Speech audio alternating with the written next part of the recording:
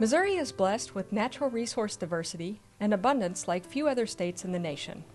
Its varied landscapes extend from the rolling farmlands in the north to the Ozark Hills in the south to the open prairies in the west. Our water resources are equally as diverse, from crystal clear spring-fed streams to man-made recreational lakes to major navigational waters of the Mississippi and Missouri rivers. And the quality of our air sustains us in everything we do while spending time outdoors and exploring nature, whether it's floating an Ozark stream or cycling through a Missouri State Park. Missouri's air, land, and water resources play an important role in our quality of life and health and are essential to the environmental and economic vitality of our state.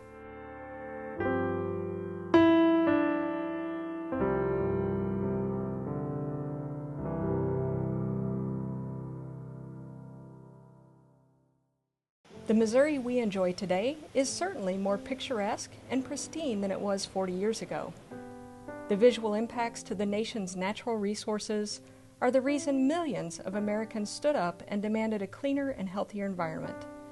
April 22, 1970, marked one of the largest grassroots demonstrations in the nation's history, the first Earth Day. Growing concern for protection of the state's natural and cultural resources, as well as the passage of several significant federal environmental laws, led to the creation of the Missouri Department of Natural Resources on July 1, 1974.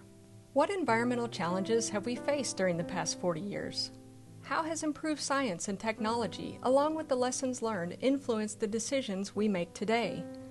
What does the future hold for Missouri's outstanding natural resources? Join us celebrating 40 years of taking care of Missouri's natural resources.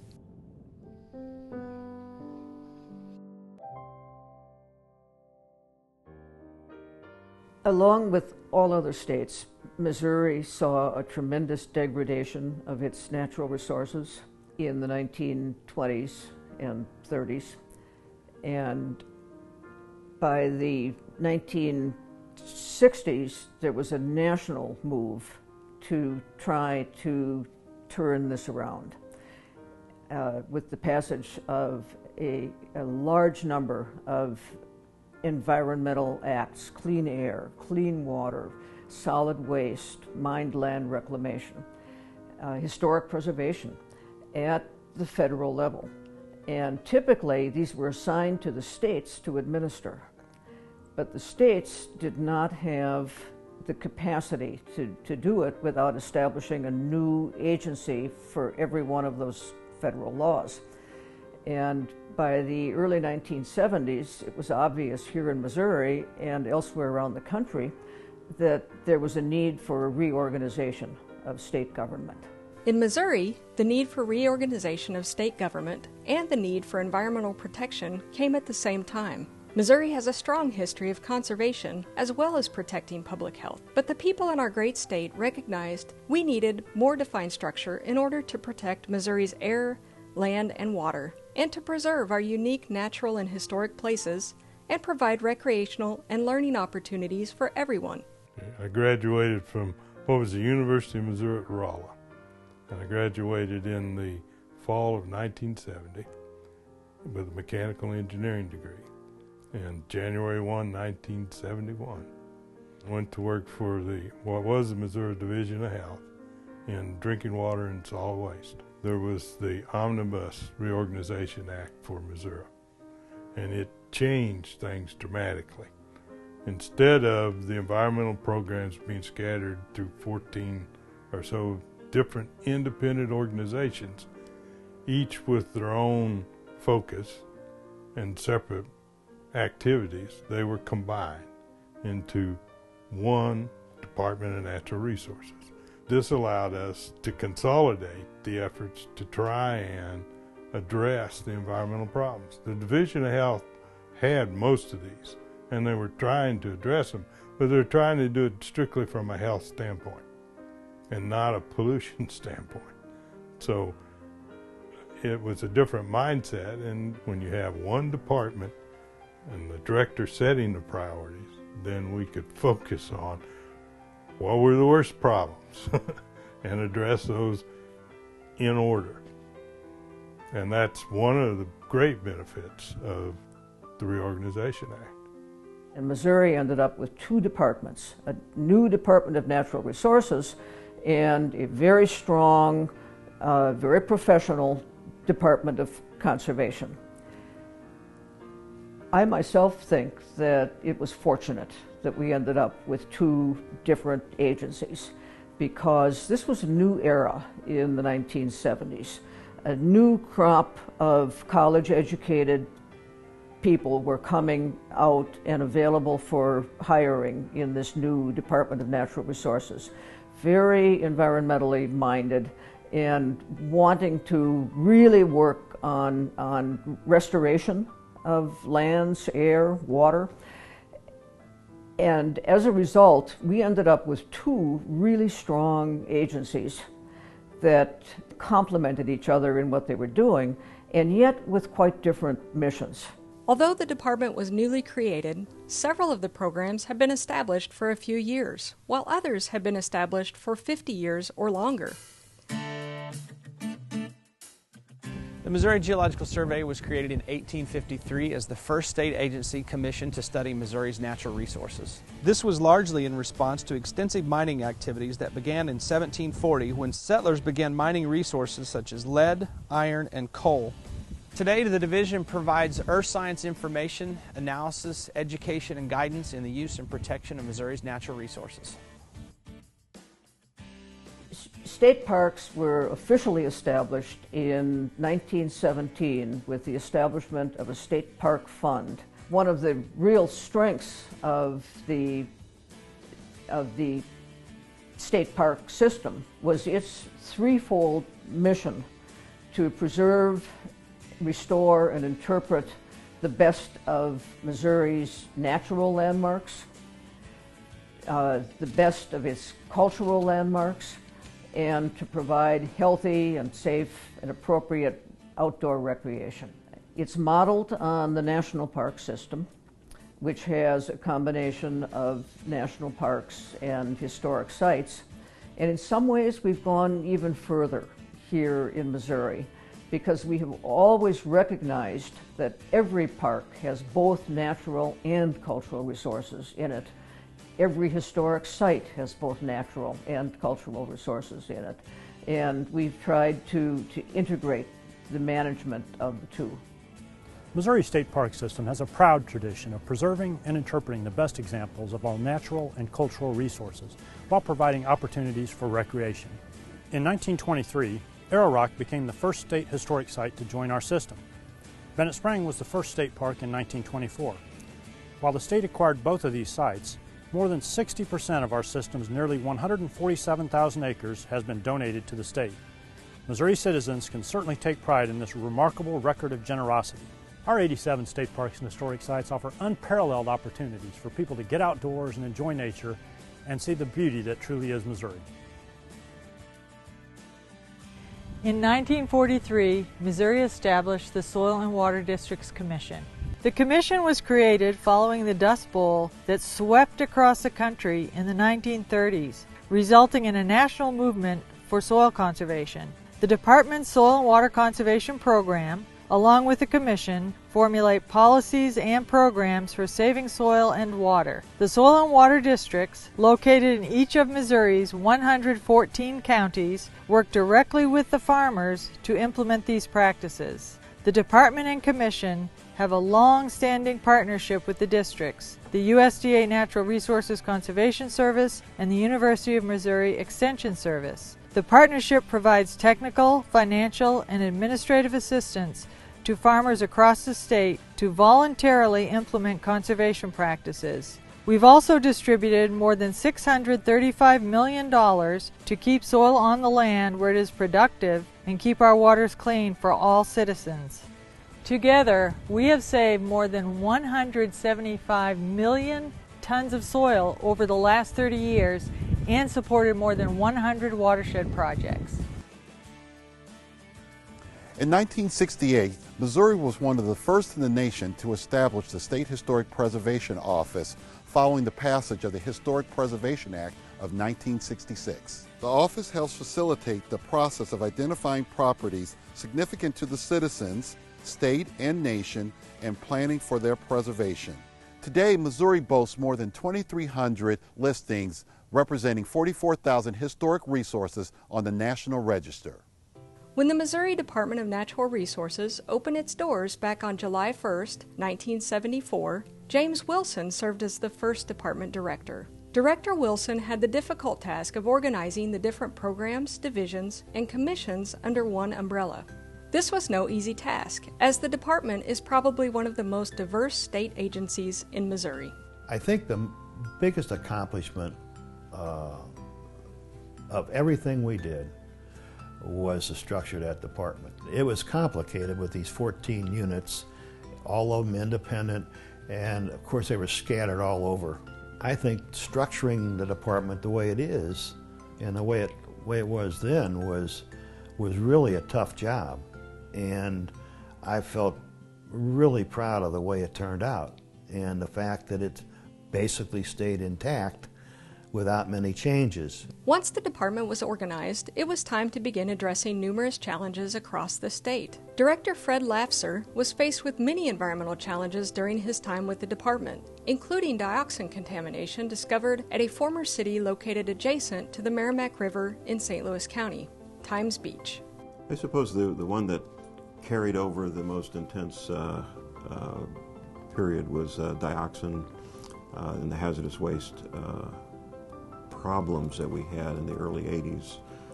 There were just waste sites popping up everywhere, but the dioxin issue just overshadowed everything. It became the dominant issue that we had to wrestle with.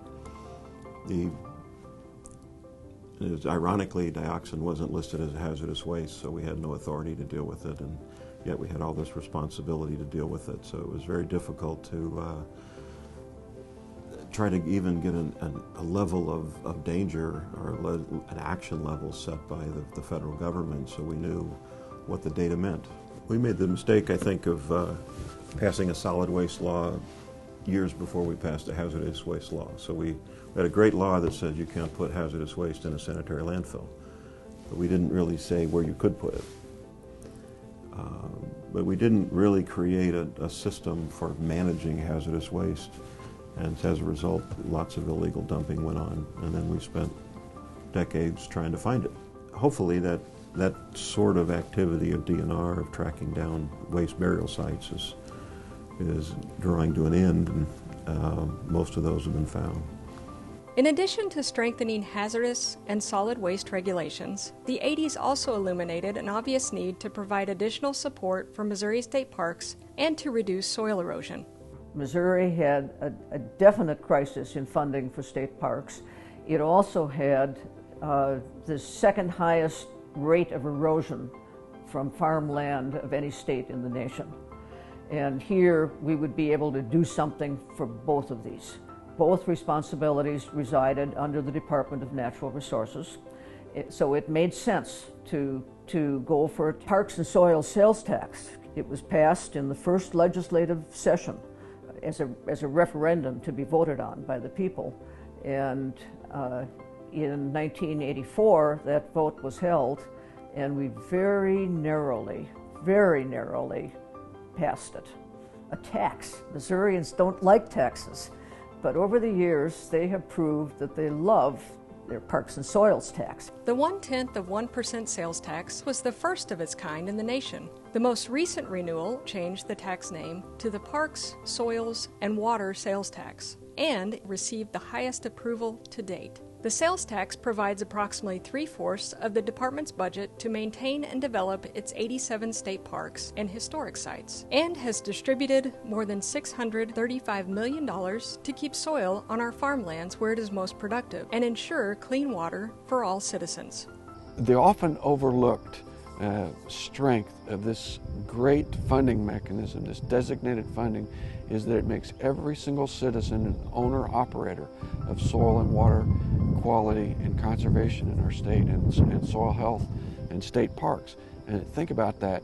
We have not only the benefits of it that we all have come to expect through paying it, but we have the responsibility for it as well as owners. And so that's, to me, has really, the more I think about it, the more important it becomes in keeping this relevant to everyone And it's vitally important that our citizens understand this and value this, because without it, we'll be just like everywhere else. In 1989, Director Tracy Meehan began his term as department director. Like several of the previous directors, he also was greeted with environmental challenges, including an oil spill along the Gasconade River. That happened just before I took over. I think it was Christmas Eve '88, and I showed up in January '89. And at the time, it was the largest inland spill in the country. It was a pretty stunning event. For that lovely little body of water, the Gasconade River, gorgeous tributary of the Missouri, it was a traumatic event. And the mobilization that the department had to do in tandem with the regulated companies that were implicated, the litigation, the settlement, the natural resource damages, the ongoing oversight, managing the public messaging, trying to have the right tone where you're trying to tell the citizens that we're on top of this. We're not going to let anybody get away with anything. At the same time, to be reasonable and try to make sure and recognize that there was a quick and very robust response by the regulated parties. Missouri's environmental challenges would continue into the 90s with several cleanups, including the entombment of 1.5 million cubic yards of hazardous and radioactive materials left from a World War II explosive manufacturing plant at Weldon Spring. Missouri also experienced major floods in 1993 and again in 1995. The cleanup of Times Beach was completed, the largest Superfund site in the United States.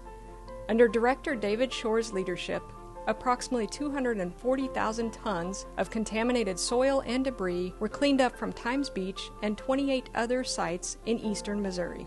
A lot of the issues with Times Beach were history, not fact.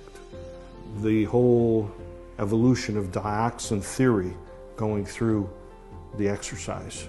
How dangerous was this? How dangerous is it? What's the necessary contact position? What's the limit?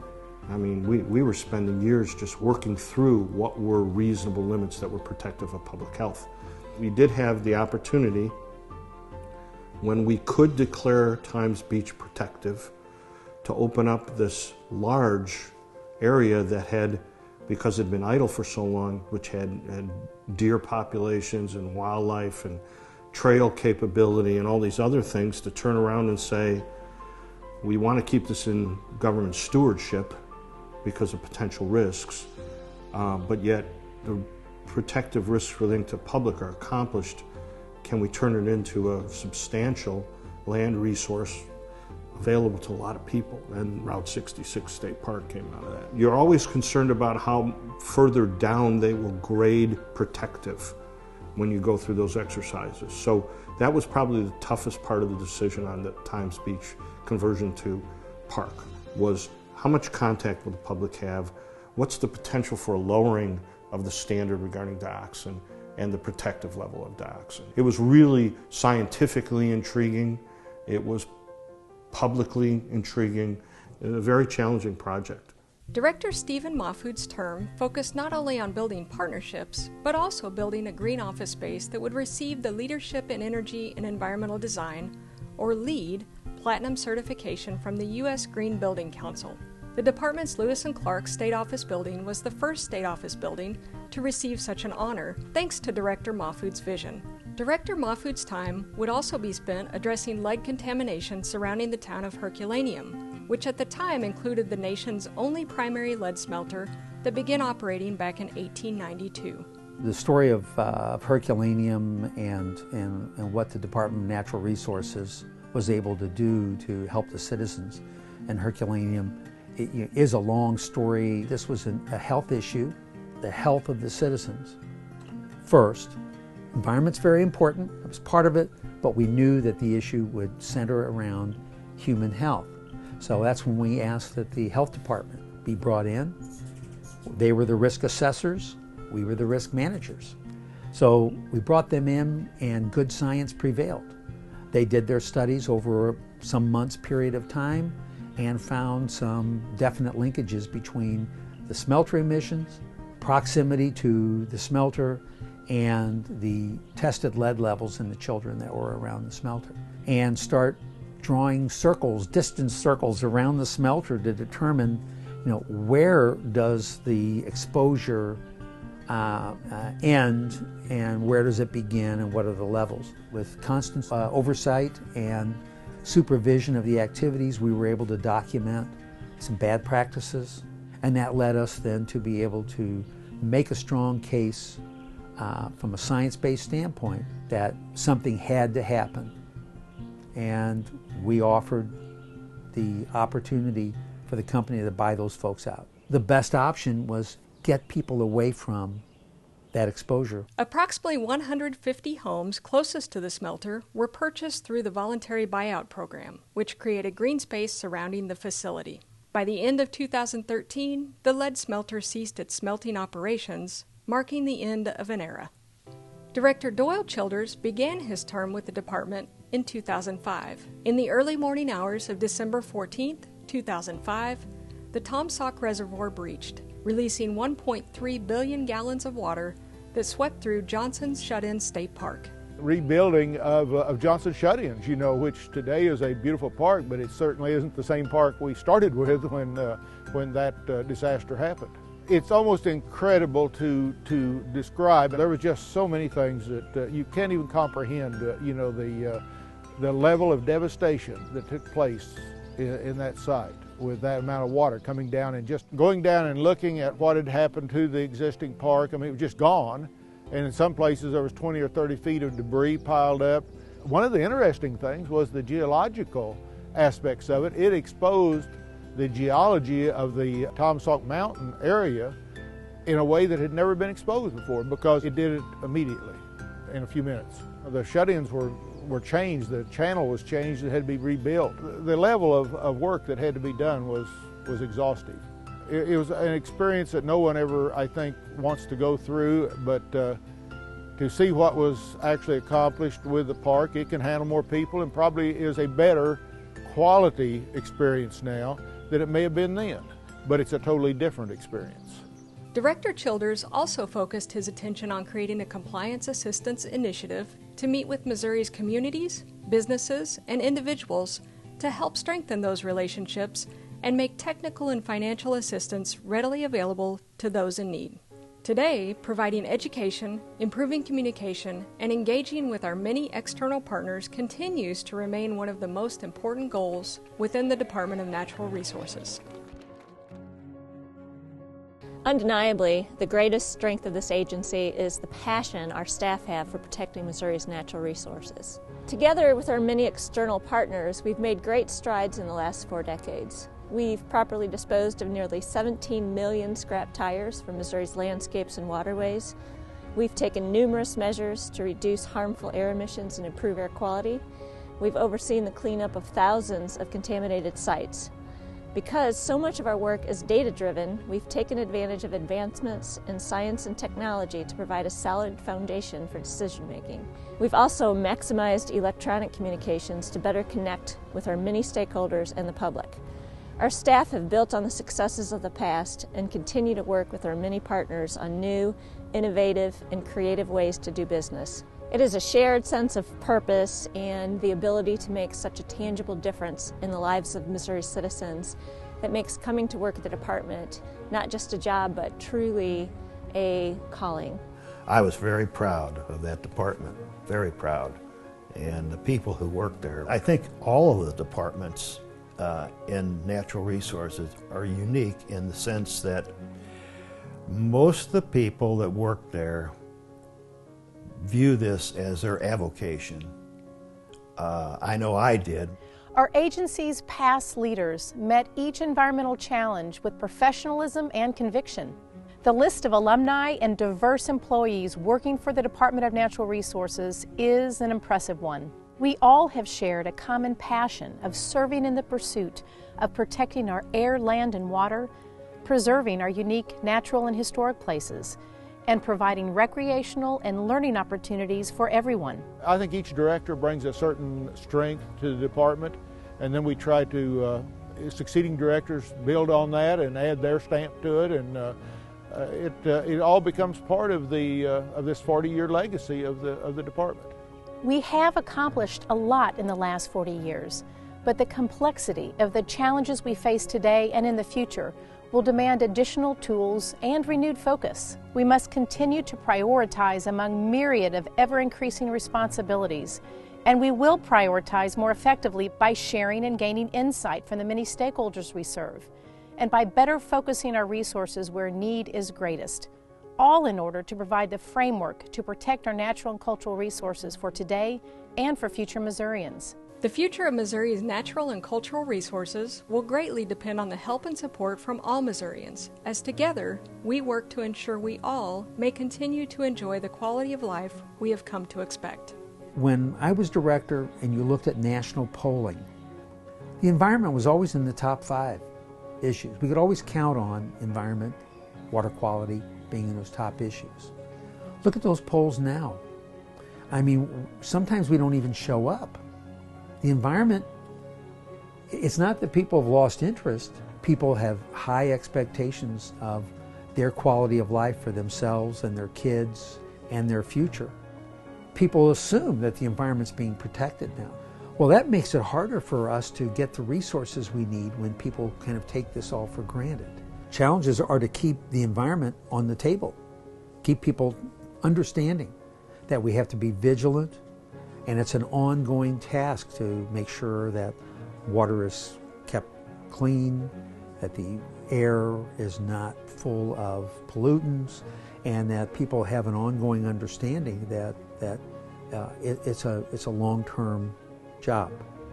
Innovation, collaboration, enhanced science and technology, and stakeholder engagement will all play critical roles in charting our future. Such a process does take time, resources, and commitment, but we are already seeing success through the Our Missouri Waters effort, through innovative approaches like collaborative adaptive management, and by providing technical expertise and targeting financial resources to Missouri's smaller communities through our community services effort. The watershed is key. Today, water quality implicates everything on the landscape. How we manage these watersheds in a way that's collaborative at the same time as effective, whether it's at the scale of the Gasconade River or at the scale of the Gulf of Mexico and the Mississippi River Valley, Lake of the Ozarks. How we come up with new governance models to deal with that.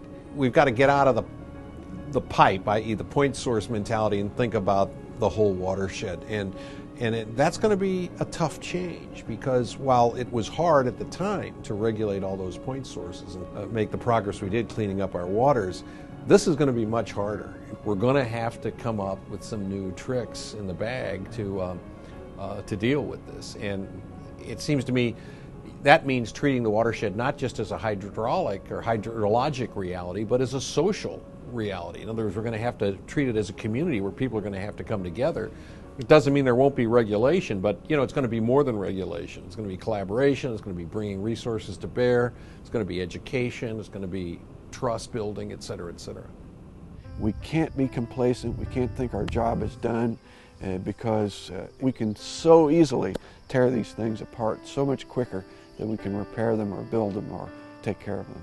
All of us doing our part. It's a job, as we've come to understand back then, and we are continuously reminded now, it's a job much larger than any of us can do alone. It's much larger than a government agency can handle itself. It's much larger than any citizen could possibly deal with, or any group of citizens. But all of us bring what we can together, and working together can do some incredible things. From an environmental standpoint, Missouri is a beautiful state. There are parts of Missouri that are as good as any place I've been in the country.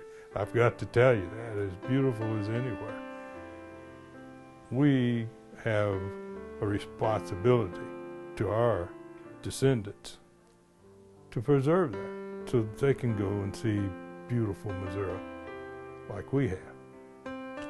With your help, the Missouri Department of Natural Resources will continue its efforts to provide all Missourians a quality environment in which to live, work, and enjoy the great outdoors.